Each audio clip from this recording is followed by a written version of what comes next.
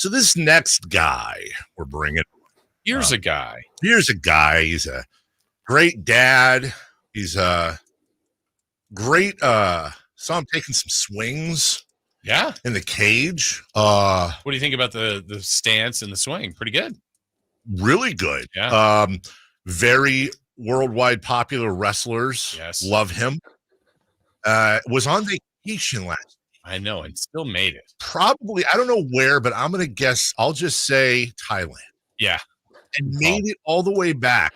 Limited notice. To be at the press conference and basically, like Oprah Winfrey, the interview with Vivek, just asked all the toughies. Yeah.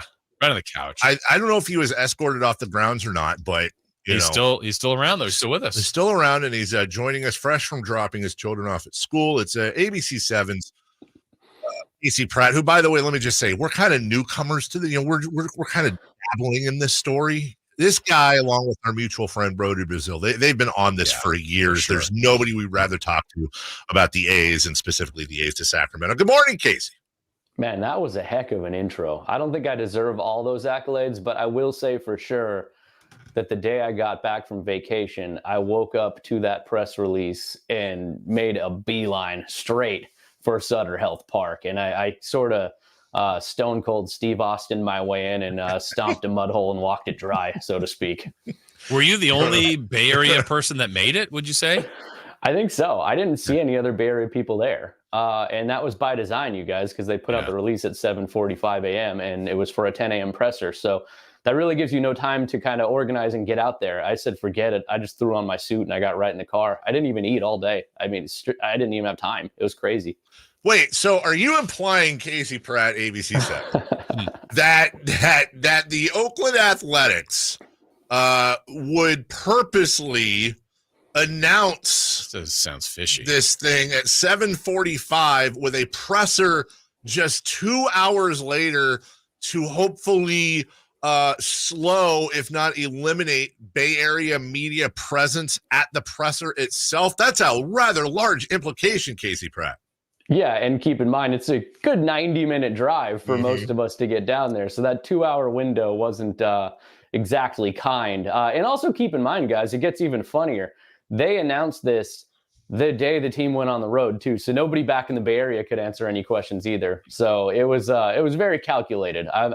It's not a reach to say that at this point. No. So did you get looks when, like, oh, he made it? Right? Oh, God.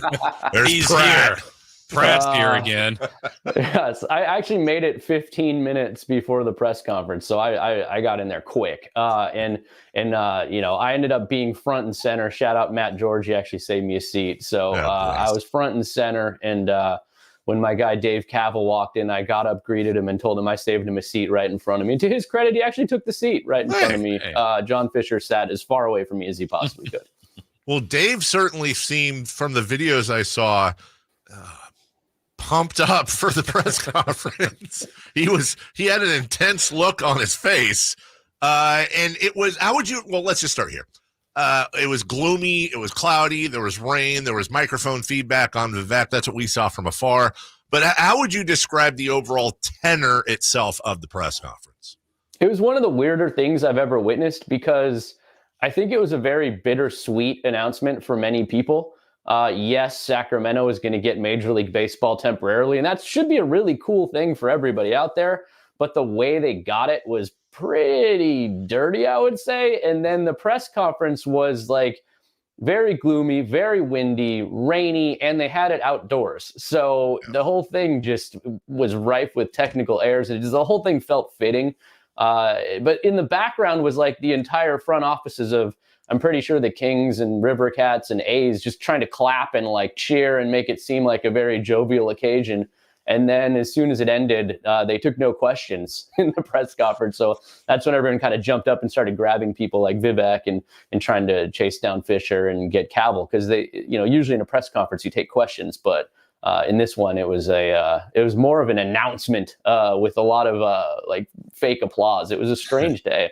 Yeah, there were a lot of moving parts, and to your point, Casey, and Dave, I don't think you and I ever officially talked about this after it happened live on the air. So we're, the announcements made, we kind of knew some of this was coming, but then, we're getting mixed reaction from callers, texters. Everyone's like, some are super excited. Others are kind of to that feeling of like, well, is this of best interest? So we're all over the place.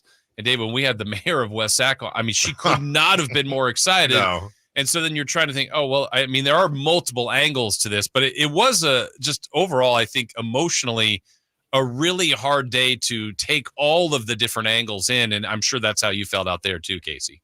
Yeah, that was very much the case, because I think some people were just so like rah and happy about getting baseball. And again, that's an awesome thing. Like, you should be happy about that. And like the politicians were all pumped up, and all the people out there were pumped up. But then when it was me asking the questions to Vivek Ranadive and actually asking the tough questions about what assurances he actually got, what deal he actually cut, you could see a lot of the other people around me, even the other assembled media, start kind of like doing these like weird like side eyes at me, like what is happening? Like, it's almost like a lot of people didn't understand why there was actual serious implications to what had taken place. Welcome to Sacramento media, Chris, Casey. It is Vivek is, and by the way, and let me be clear, we're a part of that machine. This isn't me taking shots at other media members. It's just Sacramento is generally not as combative, and by combative, you know what I mean, asking tough questions. And I don't know that Vivek has been in that position too often, especially recently. Yeah, and to his credit, he answered them. Yes. I mean, he didn't run away like John Fisher. Yes. I asked the tough questions, and I think they were important for people out there too, because it's like, okay, well, he said Sacramento's not going to play second fiddle to anybody. And of course, why shouldn't Sacramento play second fiddle to anybody, right? Mm-hmm. But I said, in doing so, why isn't Sacramento's name on the team then? And you know what? In doing so, why aren't you getting any assurances that you're going to get to keep this team or expand? And so that to me is playing second fiddle in a nutshell. We actually have the back and forth here, just a clip. I'll play that right now. This is Casey talking to Vivek, asking him questions at the press conference last week. Putting Sacramento on the team. Said Sacramento's not going to play second fiddle to any other market. I already see the signage. I already see they're not putting Sacramento on the team name. What assurances do you have that Major League Baseball is going to possibly expand here or let you keep this team if Las Vegas doesn't go through? Yeah, so I've been in touch with the commissioner, and I've gotten to know him, Rob Manfred, and they will be creating a new team. They want it to be on the West Coast. They'd love for it to be in California, and I think this is a great showcase for us. We can prove that there's a market here. We can make the team successful. I think we're in pole position to get the new franchise. Pole position's nice, but is there any assurances at all, or is this just something he said he would be willing to entertain? I mean, is there any type of guarantees for this? Because in negotiating this, you're driving down the price in another market. You're taking a team here. So what is in it for you to do this? Yeah, no, there's no guarantee. We have to show what we can do. And I have complete confidence that if we set our mind to something, this is an incredible city. We have the best fans in the world. And at the end of the day, the best fans in the world will make it happen. Man, he took the sword out. Yeah. He took the sword out, waved it around on Vivek. And by the way, let's just say this, Jason, you and I talked a lot about this, and this is why you ask tough questions, because you get sometimes things, Casey, I don't think there's a world in which you expected his answer to be about talking to Rob Manfred and disclosing really breaking news, if it's true, which you assume, you take him at his word, of course, that they want an expansion team on the West Coast, that Sacramento could be in the pole position, all the things he said. We had David Sampson. I know you retweeted that earlier, the former president of the Marlins who's been involved in this stuff. We had him on last week, and we asked him, were you surprised? Or actually, we said to him, that surprised us that he said that. I got to think Rob Manfred didn't want that public. And David said, that's the biggest understatement you'll make on your station all day long. Were you shocked listening to that, even though you had a great follow-up? Were you shocked when he said that back to you? Yeah, I was shocked because you could tell it's something that Major League Baseball may have floated out there just for him to agree to do what he did and take on all the bad press and take on all the stink that comes with this situation. I was surprised, but that is why you asked those tough questions. Now, the follow-up was important, though, because remember, Oakland's negotiations, they weren't going to take anything short of some type of guarantee that they could line up a group for expansion. That was it. It all hinged on that. They weren't going to do anything else unless it came to some type of guarantee. And I think the most important thing Vivek said in that entire exchange, even after he said that they'd talked to Manfred about getting in pole position, was he said, there are no guarantees. And so that just shows you that he basically took no rent, no assurances, no guarantees of any kind, and completely undercut what happened in Oakland just to get his hold on this team for 3 years. Now, of course, John Fisher shows up and says, our temporary home until Las Vegas. It's one of the most important points he stressed. And again, they didn't put Sacramento on this team's name for the next 3 years. So I just feel like he probably could have driven a harder bargain, or at least tried to get some assurances from Manfred. But I think what he did was just saw an opportunity and tried to capitalize on it. Now, Sampson's quote on this very show was really interesting, because that was the next point I made to a lot of people, was if Vivek thinks he's in pole position to keep the A's, he's going to have to get in line, because there's not just Joe Lacob out here. I could think of probably 5 different major groups that would be willing to buy the A's and put in an expansion team in the East Bay. And not to mention, they have 2 basically shovel-ready stadium sites already and a bunch of funds raised. Sacramento does not have that. And they also have what I heard is like a $66 billion or $1 million budget deficit. Million, I should say. Yeah. So I'm not sure that they're really in pole position. I think he can think they are just because they have the team there. But I think when rubber hits the road, he's going to find out that there's a lot of major power players already lined up and ready to go, and he's just one of them. You know, it's interesting when this story obviously is not new to us, but for you, for sure, you've been covering this for full depth for so long. But then when it kind of gets out, it's officially hit, you hear the national narrative, and you hear a lot of people. So when that's hit, most of the stuff I'm seeing, Casey, was like, how does baseball allow this? How are they allowing a team go to a AAA park? Where were the owners in all this? And then you go, the owners unanimously voted for them to go to Vegas. So where's the disconnect there, too, I still think, with owners, MLB, and this whole situation? Yeah, I mean, the owners unanimously approved Las Vegas. I think they're all in line. I think they saw the way that people and the politicians in Oakland stood up to them, and they wanted to make them pay at all costs. So they're like, we're going to take this team out of there no matter what at this point. And Sacramento was a convenient place for that to go. I think that's obviously going to get rubber stamped. Otherwise, they wouldn't have announced it. I saw the MLBPA says that things are going to need to be approved. Of course, they've already announced this ahead of anything being officially approved by the MLBPA. So it just goes in line with the way they try to steamroll their way into situations. So yeah, I would expect everybody just to fall right in line on this one. And, you know, guys, like, I think it has to be brought up and mentioned several times. I saw some of the discourse online. And so I put out a post when I was sitting there at Sutter Health Park under the thunder and lightning, which is kind of wild. I think it's a beautiful park, and I think it's a great place. And I spent some of my favorite years covering the A's at that place when it was called Rayleigh Field, and it was the AAA home of the A's. So, you know, I love Sacramento fans. I think that ballpark is awesome. I do think there's going to be a lot of like behind the scenes infrastructure that needs to be set up, but I don't want to see this become a thing where like Oakland fans and Sacramento fans are at odds, because I don't think it's the fans that did any of this, right? It's billionaires like John Fisher and Major League Baseball and Vivek Ranadive who decided to sort of bend over backwards to acquire this team and undercut the city of Oakland. I think that's well said. Casey Pratt, ABC7 Bay Area. It is billionaires playing games, and mommy and daddy fighting. The kids are the ones caught in the middle. Now, from Casey, we've had a lot of on and more off-air conversations about this, but I want to bring this on air. You know, the local talking points are, hey, look, the A's weren't going back to Oakland, and Vivek stepped in because he's a champion for Sacramento. And he did the biggest part of saving the Kings and saw an opportunity to put Major League Baseball in Sacramento.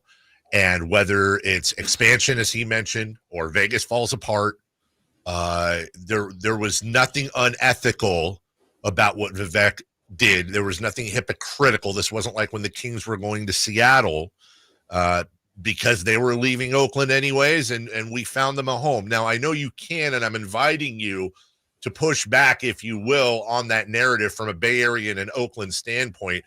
What is the pushback on that? Yeah, I mean, I would say mostly my pushback, and I think your opinion would be far more valued. And I'm sure you've shared it with your listeners too, just because you understand, Sacramento a lot better than I do. But, the Oakland pushback would be not that Vivek saw an opportunity and pounced on it and did what he thought was in the best interest of Sacramento to try to grab a major league team. I think all that's commendable, honestly. I think that he, in his mind, is in a lot of ways right.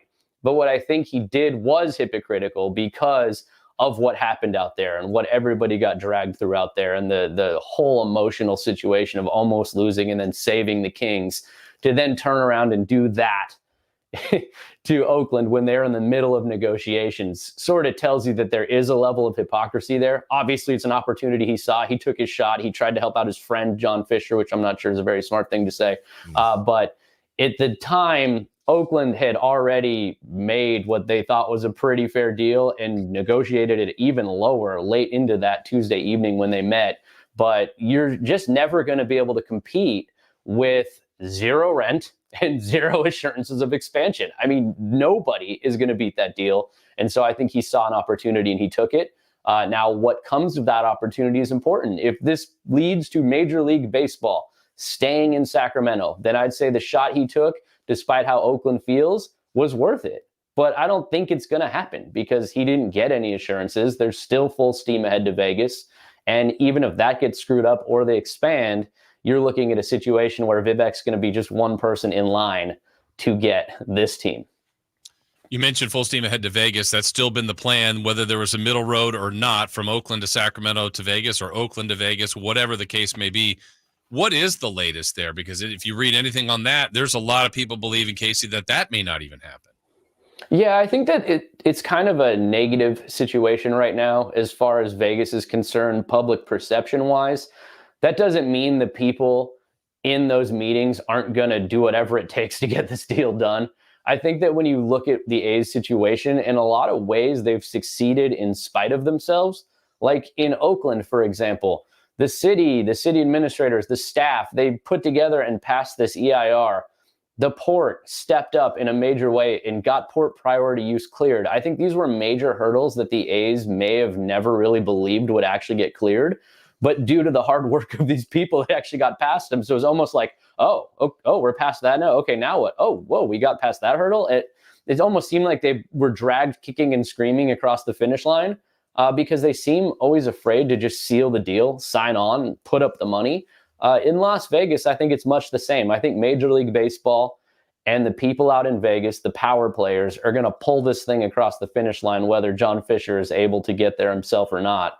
So I'm still fairly confident Vegas is going to happen because I think that nobody really likes what's going on out there. But again, just like Vivek Ranadive, the chance to grab a pro sports franchise is going to be too good for some people to pass up out there.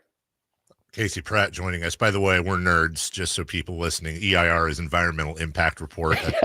That's a big deal. I don't know if everybody knows that, but there you go. Casey, I won't say I disagree with you, but let me push back on that. In Las Vegas, you have a number of different avenues. Number one, you hear things about asbestos being on the site. The Tropicana closed last Tuesday, almost a week ago. Bally's is having the owner, the parent, is having serious financial issues. There's issues with the stadium fitting. There's issues with, really, we've never seen this with an expansion before or a relocation. A very lukewarm reception. And then finally, maybe the big one is, if this Schools Over Stadiums teachers group is able to gather, and we'll find out with some litigation pending this week, if they're able to gather 103,000 signatures between now and somewhere around the end of June, this thing goes on the ballot. And as we saw in Kansas City last week with a far more successful team in the Chiefs, along with the Royals, it's going to get destroyed on the ballot. Plus, on top of that, we're talking about John Fisher closing a deal. I'm not, and I don't know if I'm as confident as you that Vegas is going to happen. No, I'm right there with you. I just think that, look, if I went out there for the Super Bowl and I made it a point to wear all my Oakland shirts because I wanted people to come up to me and be like, push back a little bit, tell me why they want the A's in Vegas. And sure, I didn't get that at all. Nobody was like, yeah, you're wrong. But I did walk the site. And the one thing that really was eye-opening for me on the site, aside from how tiny it is is that every single property around it is owned by MGM. And MGM has all the pull out there, and they want that stadium and that site because they don't have to lift a finger, and then they'll take in all the benefit from having a ballpark around all their resorts. So I really do think that the power players out there have a lot more sway than we think. I think that the politicians out there are going to look at this deal. They're probably not going to like it, but they're probably going to sign it on anyways. That's my concern, because I think that when it comes push to shove, the people out there that have all the say want this. And so that's my biggest concern. Now, there's a lot of things that could stop it.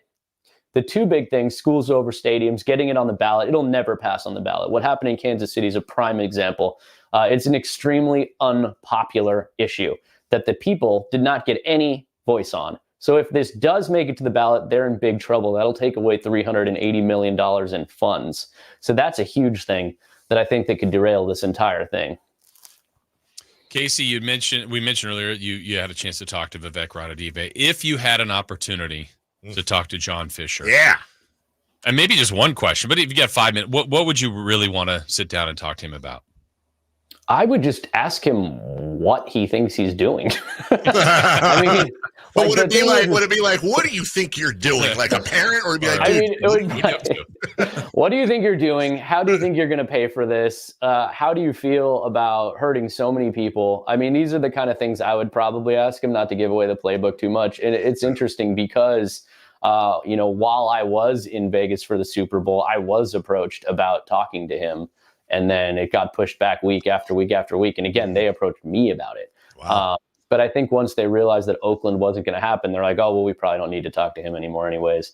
I did try at that actual press conference. It's the first time I've actually seen the guy in person. I've been covering the team since 2005. Wow. I don't know what that tells you. But right when the press conference ended, I made a beeline straight over there. And to my surprise, all the A's front office were very helpful. They're like, yeah, we'll set people aside for you over there. We got you. We want to get you some stuff on the side just so you can really get all the information you need, which I thought was great. Okay, cool. I'll go get John. But then first Vivek started talking. So I went straight for Vivek. And by the time I was done with him, Fisher had scampered his way out of the ballpark and no one talked to him. So I did my best. Do you think you could name 3 A's? He's a big fan of Aaron Judge. Yes. And I think that when he got interviewed one time, he had on his little pad of paper, Mark Kotsay, Zach Geloff, and Tyler Soderstrom. So I think if you gave him handwritten notes, he could definitely name a few A's players. We'll finish here, Casey. You've given us a lot of your time.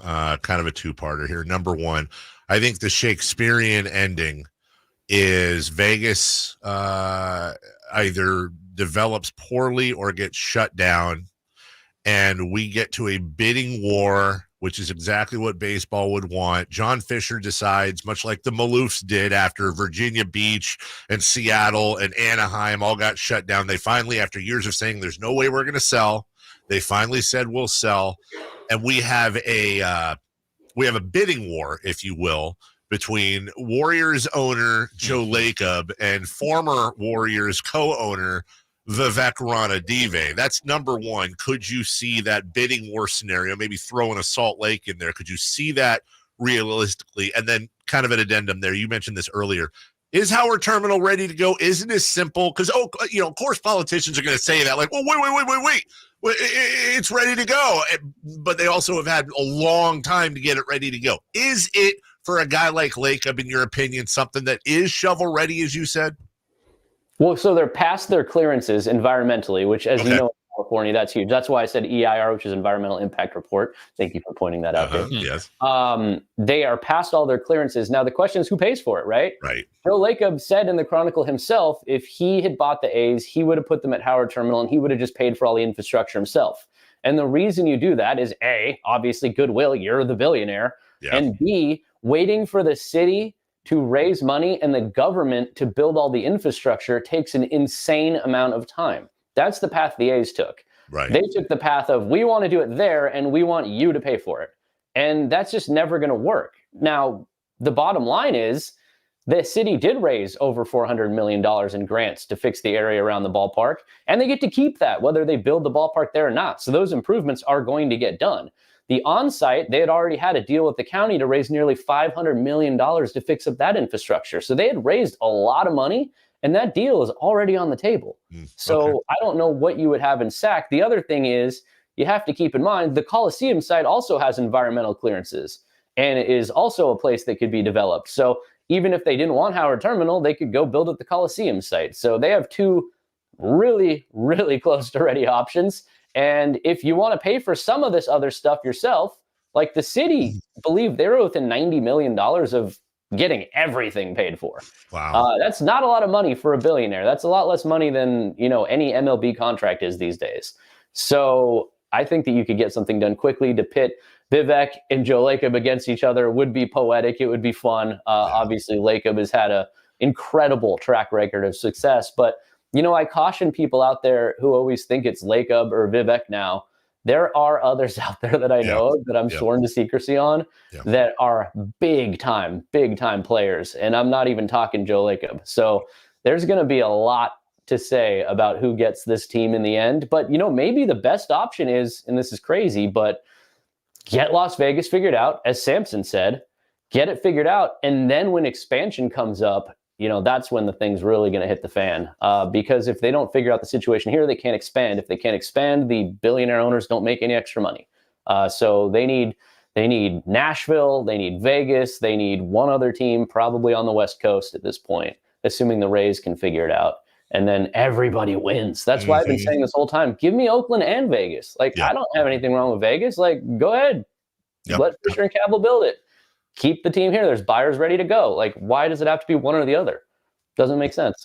100%. And next time we talk, we'll get into this. I keep forgetting to bring this up, but in talking to people that know things last week, I just never found the right place. Apparently the bonds that were taken out for the original Rayleigh Field are almost matured and have been paid off beautifully with no late payments, blah, blah, blah. So I guess the idea there is in West Sacramento, with help from Sacramento, if there was to be a new baseball stadium out there, one of the roads they could go down is reissuing bonds like they did for the original Rayleigh Field, and that there would be a receptive political climate for something like that. And that's something you just don't know, Casey. They make more money than we do, but in the meantime, we'll be on this now. Obviously, you'll continue that. We look forward to our conversations both on and off the air. Fantastic work on your part, and I believe the A's belong in Oakland. I still hold out hope, even though I'm a native Sacramentan. I still hold out hope, as silly as it might be, that there's some way to make that happen in the future, and I'm sure we'll all be along for the dramatic ride over the next few months. Appreciate your time.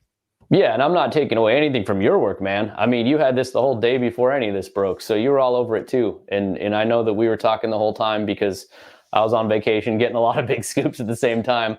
But yeah, there's no reason Oakland and Sacramento can't work in hell. I hope Sacramento is an MLB market. I just don't like it under these terms. So much love to you all out there. I'm not saying I'm anti-Sacramento in any way, shape, or form. Of course. That's Casey Pratt. Follow him on Twitter, by the way. Let me plug that up so you can get the latest news at Casey Pratt. That's 2 T's, PRATTABC7. Thanks, Casey. Talk to you soon, brother. Have a good one, guys. All right, take care. We're way late for a break. When we come back, what to watch tonight? And there's a lot to watch tonight. No NBA, but we got some basketball for you. We'll get to that next.